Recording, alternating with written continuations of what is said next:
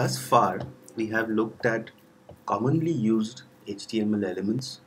We have looked at commonly used classes of or categories of CSS attributes. Now, in this lab, we shall look at a few more segments of CSS attributes that are quite commonly used in web page design. First, we shall look at text styling. This is one of the very important components that are used to make a web page content look attractive. So here we have a list of various text styling attributes that are available in CSS. The use models and the syntax for all these attributes are also given in the attached CSS file for reference. So we shall now show you how you can use some of these attributes to change the appearance of content, right? So let's start with this div with ID Mumbo Jumbo. You are required to experiment with all these attributes not only in the div element but also in the span element that is nested inside the div. So first, let me use a few of these attributes to show you how the appearance of the underlying content changes. So first, let's say we shall assign a color. Okay, so we assign a red color.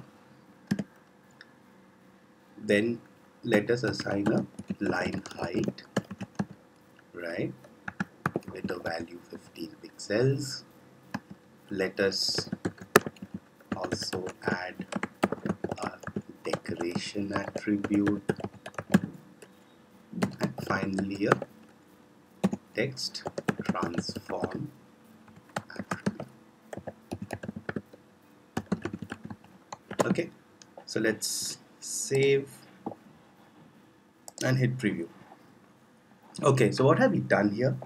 So first we've assigned a color red to the content inside the div element. So as you can see, the text now appears in red.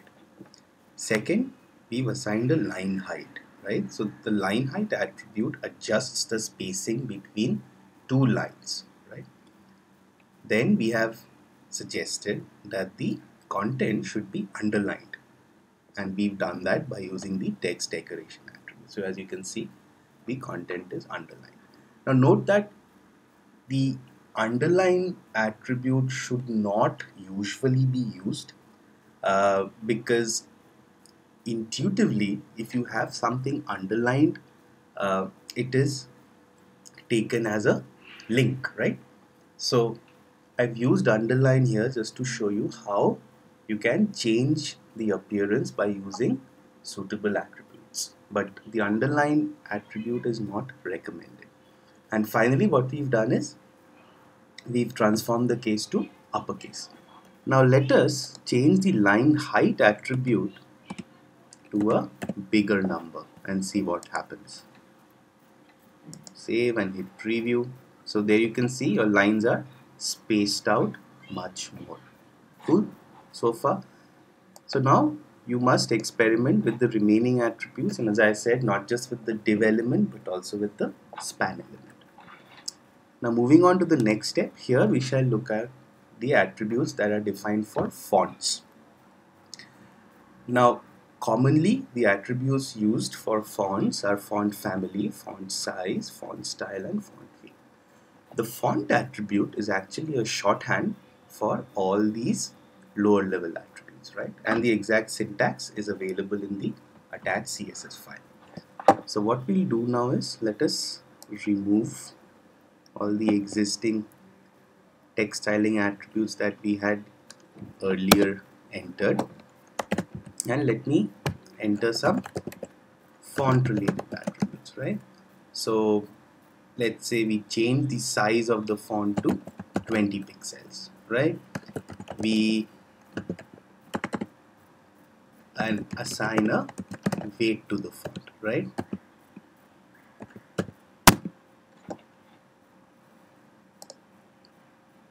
So we'll save this and now hit preview. So there you go. So we have bigger fonts and bolder fonts. So if you recall, right at the very beginning we had mentioned that the heading tag should not be used to just style fonts. Well, if you want to style fonts, make them bigger, make them appear in bold, and this is exactly what you should be doing, right? So once again, experiment with the remaining attributes and look at the attached CSS file for reference. Now let's look at background attributes. We've looked at background attributes in the past as well. Let us pay a little more attention to how they can be used. Once again, just like with the font attributes, you can also use a shorthand called background where you specify all the related attributes in the same line, right? So let's look at the CSS file here. So there you go, right? So as you can see, this is how you can specify all background related attributes in a single line and using the background attribute only, right? But what we'll do here now is let us try and assign just a color to the background, right? So let's say I want the background to appear in white. Okay. So let's save this. Let's hit preview. Well, it's not very visible, so let me just change the background to appear in gray. Okay. So once again, let's hit preview. So while it loads, so there you go. So now you have the background which has a different color from the rest of the page. Right? Now the background attribute is primarily used to either assign a color to it, or you can also insert an image as the background, right? So typically the way it will work is you can assign an image URL, or you can use a locally available image from your server. What you can also do is by using the repeat attribute in the background rule, you can make the image repeat one after the other in the X direction, the Y direction, or both the directions, right? So these are two commonly used cases as far as the background CSS attribute is concerned. Now finally, let us look at the overflow and opacity CSS rules. Well, let us first look at what styles have already been assigned to our div. Okay, so there we go. We see that we have a width and we have margin, padding, as well as a background color. So what we'll do now is let's assign or override the width in the CSS with a smaller value, right? And a height, also assign it a height of the same value. Okay, let me make it slightly bigger. So we have a 200 pixel cross 200 pixel square box, so which will act as our div. Okay, so let's hit preview. And okay, great. So there you go. So what you can see here is that here you have the square box, right, which is 200 pixel cross 200 pixel. What I'll also do to make this more visible is assign a border, so you know exactly what we are doing here.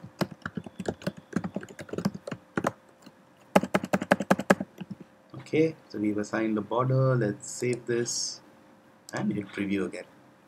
So there you go. So do you see what's happened here? So we have a 200 pixel cross 200 pixel div. We have content inside it, and the content actually overflows, right? It actually goes beyond the boundaries of the div.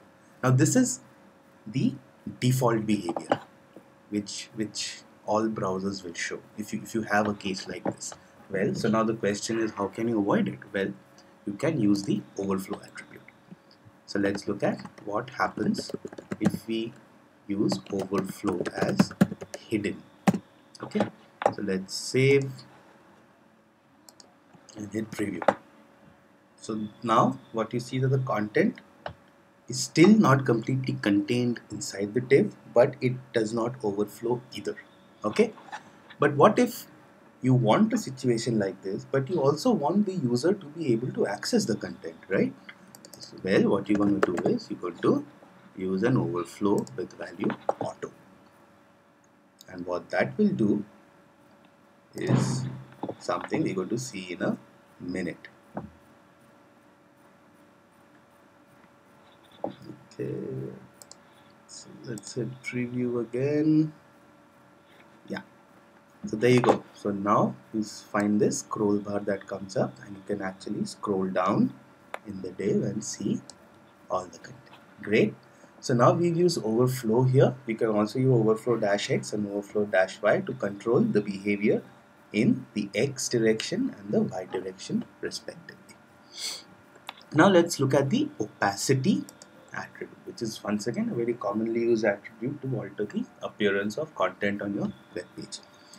Now opacity is a keyword or a CSS keyword that is used by browsers such as Firefox, Chrome, Safari, etc. Whereas Internet Explorer actually uses a different syntax to specify the opacity, right?